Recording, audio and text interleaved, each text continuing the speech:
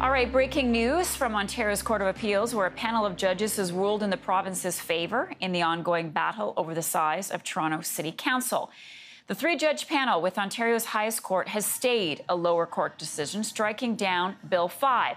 That's the bill that cuts Toronto City Council from 47 seats to 25.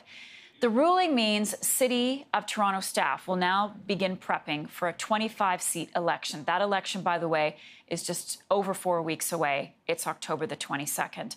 For some analysis now, I'm joined by Stephen D'Agostino. He's a municipal lawyer and a partner at Thomson Rogers. Good morning. Thanks for being with us. Your thoughts on the court's decision to grant a stay in the ruling? Well, this is a real win for the province. The practical effect of this is that the elections will occur with a 24 or 25 ward system because it'll be impossible for an appeal to be heard on Judge Belavaba's decision. So this is a huge victory for the province. Huge victory for the province. What does this mean now for Toronto City Council? Can they take any more action? Do they have any more options? Well, if the province continues with its appeal, then there'll be an appeal to be argued. It might be academic at the time that it's argued, and that the elections will have occurred, and we'll have 25 new councillors.